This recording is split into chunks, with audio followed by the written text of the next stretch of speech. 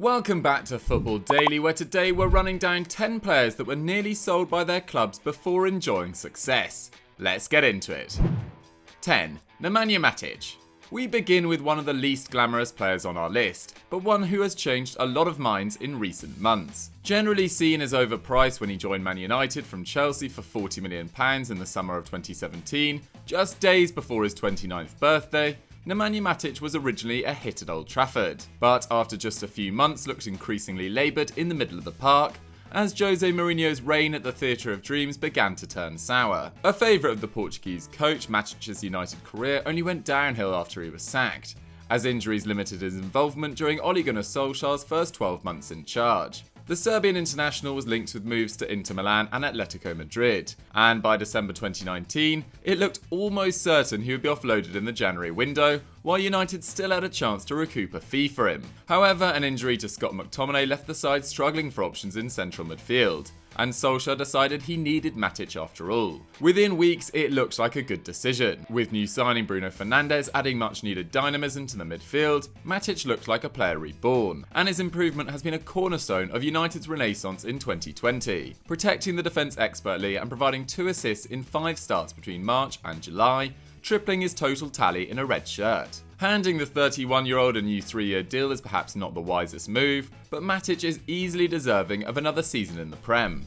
9. Paulo Dybala. In the summer of 2019, Paulo Dybala looked set to leave Juventus. The Argentinian forward had endured by far his worst season in Turin, scoring just 5 goals in just over 2,000 league minutes. Just one more than Emre Can, and one less than Moise Kean managed in 5 starts. And with Man United, Spurs and PSG all looking for a new centre-forward, a move away from Serie A appeared on the cards. But with Juve selling Ken to Everton and subsequently failing to land any of their striking targets, Dybala was the only centre-forward left at the club under the age of 31. And with incoming manager Maurizio Sarri keen to make him a big part of his plans, the former Palermo man decided to stay put. It proved a worthwhile decision. Dybala benefited from Sarri moving him back to the centre, having played much of the previous season out wide. And while he isn't posting the prolific numbers seen during his 17-18 heyday, he is certainly getting there.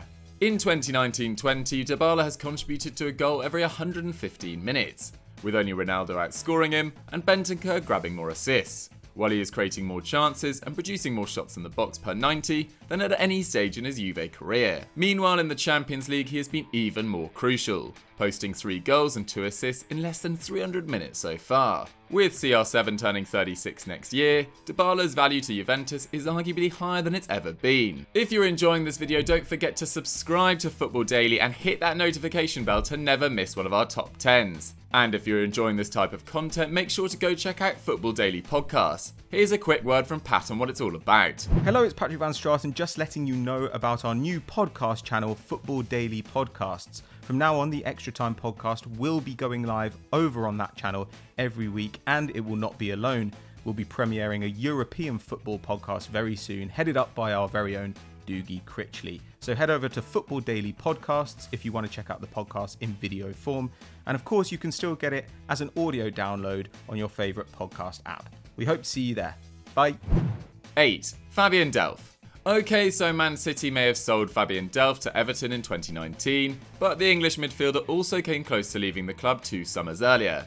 And had he done so, the club would likely have come to regret it. In 2017, Delph, who at that point stood 6th in City's midfield pecking order, was approached by Stoke City, who were willing to pay £10 million for his services or organise a loan move. Manager Pep Guardiola left the decision up to the player, seeing his value as a squad member, but also respecting his desire to play first-team football. Delph decided to stay and fight for his place at the Etihad, and within weeks he got an opportunity, as Benjamin Mendy's ACL injury opened up an unlikely slot for him at left back. And the former Villa man excelled. His positional discipline and ability to step into the midfield made him a perfect cog in Pep's system, and he played more minutes than Bernardo Silva and John Stones as the Citizens romped to the Premier League title, setting a new points tally in the process. Meanwhile, Stoke finished 19th, ending a 10-year stay in the top flight.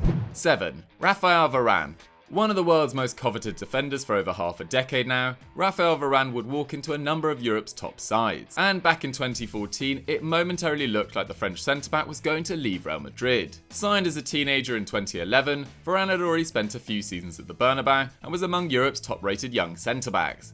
but at 21 was struggling to get into the side ahead of the trusted pairing of Sergio Ramos and Pepe, ending the 13-14 campaign with just 16 starts in the league and Europe. Reports at the time suggested Real were considering selling the youngster for as little as €20 million.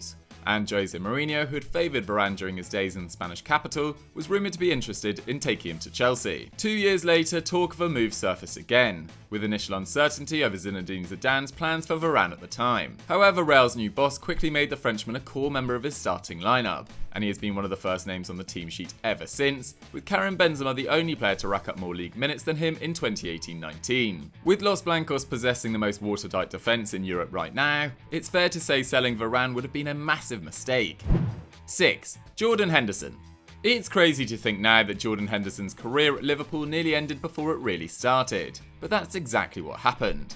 In the summer of 2012, just a year after the club brought Henderson from Sunderland for £20 million, incoming manager Brendan Rodgers decided the 22-year-old was dispensable and was ready to offer him to Fulham as part of a deal to bring in a 29-year-old Clint Dempsey, who had contributed to 23 goals for the Cottagers the previous season. When Rodgers told Henderson of these plans, the English midfielder was distraught, but was determined to prove himself to the new Reds boss, opting to stay at Anfield and fight for his place. He struggled for consistent game time that season, but was impressive when he played, and by the 2013-14 campaign was a key cog in Rodgers' system as Liverpool battled Man City for the title. The following year he was handed the captaincy following Steven Gerrard's departure, something Jurgen Klopp stuck by when he was appointed manager months later. Fast forward to 2020 and Henderson has led Liverpool to a 6th Champions League and a first English league crown in 30 years. What a recovery. 5. Heung-Min Son. The idea of Heung-Min Son being sold by Tottenham is unthinkable these days, but in 2016 he could have moved back to the Bundesliga just a year after arriving from Bayer Leverkusen. The Korean forward had endured an underwhelming first season at White Hart Lane, making just 13 starts in the league, playing barely more minutes than Nasser Chadli, and contributing to fewer goals than Toby Alderweireld. And despite big interest from Wolfsburg, Mauricio Pochettino kept faith in Son and blocked the move. He became a key player almost overnight, scoring 4 goals in his first 3 appearances of the 2016-17 campaign, and would prove even more crucial when Harry Kane got injured, filling in more centrally while the England captain sat on the sidelines. That season, arguably Spurs' best under Pochettino, Son was electric, contributing to a goal every 104 minutes from the left. And his importance to Spurs has only increased since, with Kane facing more regular and lengthier spells on the treatment table, Dele Alli's productivity in front of goal dropping, and the club still struggling to find quality reinforcements in attack. 4. Marco Verratti. The same summer Wolfsburg went in for Heung-Min Son, it looked like Marco Verratti was on his way out of PSG. With Barcelona looking to add star quality to their midfield following the departure of Xavi in 2015, the Italian, then just 23, was viewed as an ideal recruit, and the Catalan club reportedly offered the French giants £86 million for his services. Apparently the Blaugrana also offered him a raise on the huge wages he was receiving in Ligue 1, but Verratti decided to stay in Paris, later revealing in an interview his dedication to the project at the Parc des Princes. Barca meanwhile signed Andre Gomes from Valencia instead, but went back in for Verratti the following summer, just as Neymar made his departure from the Camp Nou, but again he turned down their advances. And Barca's loss has certainly been PSG's gain. The former Pescara man remains the side's chief orchestrator in the middle of the park, and is yet to miss out on the Ligue 1 team of the season, having been included for 7 years in a row between 2012 and 2019. Following the departure of Adrien Rabiot last summer, Verratti has arguably never been as important to the French champions. 3. Gabriel Batistuta. One of the greatest strikers to grace Serie A, Gabriel Batistuta is only outscored by 11 other players in the history of the Italian top flight. While he possesses a better goals-to-game ratio than Luca Toni, Christian Vieri and Andriy Shevchenko. But had things gone differently, the Argentinian marksman may not have spent that much time in Italy at all. In 1994, Ipswich made a move for the then 25-year-old, who was supposedly unhappy with his terms at Fiorentina, and apparently signed a pre-contract with the English club in preparation for a £2.9 million move. However, the transfer never happened, with Laviola and Batistuta settling on a new contract, and the Tractor Boys missed out on what would have been the biggest signing in their history. And it was just as well for Fiorentina. While Batistuta was already an important player for them, he went supernova in the 94-95 campaign, finishing as top scorer in Serie A, and would hit 20 plus goals in all but one of the next 5 seasons, helping his side win the Coppa Italia in 1996, their first major silverware in nearly 30 years. And they would eventually turn a huge profit on him, with Roma paying around €36 million for him in 2000, by which point he was 31. 2. Gareth Bale. Another player who was sold at a huge profit, Gareth Bale broke the transfer record when he signed for Real Madrid from Spurs for €100 million in 2013. The move meant Spurs made 10 times what they paid Southampton for him when he was a teenager, and sparked a rebuilding project in North London, which has only recently looked like having run its course. However, in 2009, the Premier League club came close to losing Bale before he became a prized asset. Struggling for regular game time under manager Harry Redknapp, the Welsh international, then predominantly a left-back, was behind Benoit Assou-Ekotto in the pecking order and was subject to an approach from Championship outfit Nottingham Forest, who apparently wanted to organise a loan with an option to buy, with the rumoured fee as low as £2 million. But as we know, it never materialised, and within a year Bale was fast becoming one of the most feared young players in Europe, having been converted into an attacker. He won the PFA Player of the Year award in 2011, becoming the first Spurs player to do so since David Ginola, and picked it up again in 2013 before his blockbuster move to the Bernabeu. 1. Karim Benzema.